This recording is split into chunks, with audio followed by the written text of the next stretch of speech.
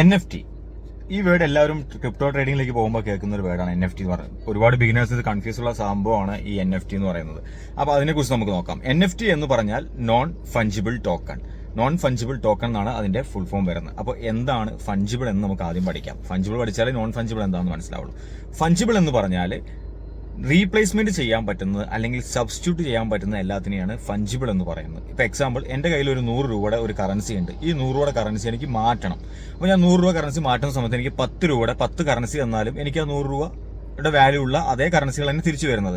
അല്ലെങ്കിൽ 50 രൂപയുടെ 2 നോട്ട് തന്നാലും അതേ മൂല്യമുള്ള അതേ വാല്യൂ ഉള്ള കറൻസി എന്റെയിലേക്ക് വന്നു. പക്ഷെ ആ 100 രൂപയുടെ ഒറ്റ നോട്ടല്ല, ആ 100 രൂപയുടെ ഒറ്റ നോട്ട് കൊടുത്ത ശേഷം നമുക്ക് എന്ത് ചെയ്തു, പകരം വെക്കാൻ പറ്റുന്ന കറൻസി തന്നു. പക്ഷെ എനിക്ക് ആ വാല്യൂ നഷ്ടപ്പെടുന്നില്ല, അതേ 100 രൂപ തന്നെയാണ് എനിക്ക് തിരിച്ചു കിട്ടുന്നത്.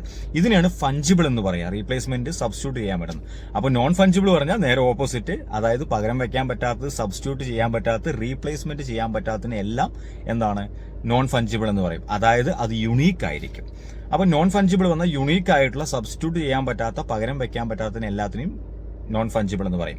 അപ്പൊ ഈ നോൺ ഫഞ്ചിബിൾ ആയിട്ടുള്ള സംഭവത്തിനെ ഡിജിറ്റലി, അതായത് ബ്ലോക്ക് ചെയിനിലേക്ക് അപ്ലൈ ചെയ്യുന്നതിനാണ് നോൺ ഫഞ്ചിബിൾ ടോക്കൺ എന്ന് പറയുന്നത്. ഒരു ബ്ലോക്ക് ചെയിനിലേക്ക് അപ്ലൈ ചെയ്തുകൊണ്ട്, ഡിജിറ്റലി ബ്ലോക്ക് ചെയിനിലേക്ക് അപ്ലൈ ചെയ്തുകൊണ്ട് വരുന്ന നോൺ ഫഞ്ചിബിൾ ടോക്കൺ എന്ന് പറയും. അപ്പോൾ നോൺ ഫഞ്ചിബിൾ ടോക്കണിൽ എന്താണ് അപ്ലൈ ചെയ്യുന്നത്? അതായത് ഒരു ഫോട്ടോ ആവാം, ഒരു ജിഫ് ആവാം, ഒരു വീഡിയോ ആവാം, ഒരു മ്യൂസിക് ആവാം, നിങ്ങൾ വരച്ച ആർട്ടുകൾ, നിങ്ങളുടെ കഴിവുകൾ, നിങ്ങളുടെ സ്കില്ല്, നിങ്ങൾ എന്താണോ ഡെവലപ്പ് ചെയ്തത്, നിങ്ങൾ യുണീക്കായിട്ട് എന്താണോ ഡെവലപ്പ് ചെയ്തത്, ഈ സംഭവത്തിന് നമ്മൾ ഡിജിറ്റലി ബ്ലോക്ക് ചെയിനിലേക്ക് അപ്ലൈ ചെയ്യുന്നതിനെ നോൺ ഫഞ്ചിബിൾ ടോക്കൺ എന്ന് പറയും. അതിന് ഒരു പ്രത്യേകം വാല്യൂ ഉണ്ട്. ഇതൊരു യുണീക്ക് ആയതുകൊണ്ട്, ഇത് റീപ്ലേസ്മെന്റ് ചെയ്യാൻ പറ്റാത്തതുകൊണ്ട്, സബ്സ്റ്റിറ്റ്യൂട്ട് ചെയ്യാൻ പറ്റാത്തതുകൊണ്ട് ഇതിന്റെ മൂല്യം ഡേ ബൈ ഡേ അത് ഇൻക്രീസ് ചെയ്തുകൊണ്ടിരിക്കും.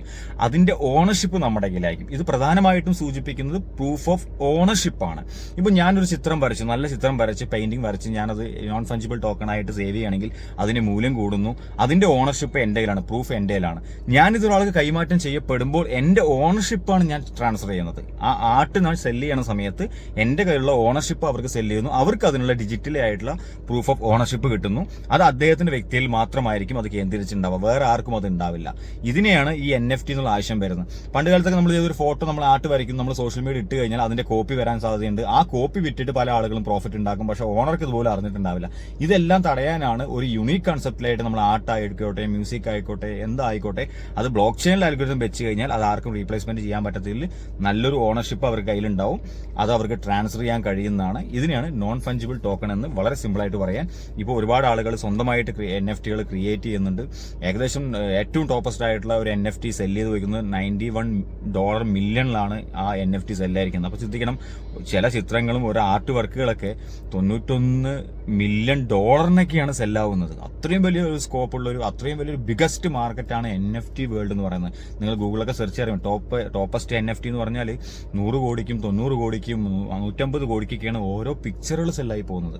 അത്രയും ഒരു പവർ പൊട്ടൻഷ്യാലിറ്റി ഉള്ള സംഭവമാണ് NFT എന്ന് പറയുന്നത്.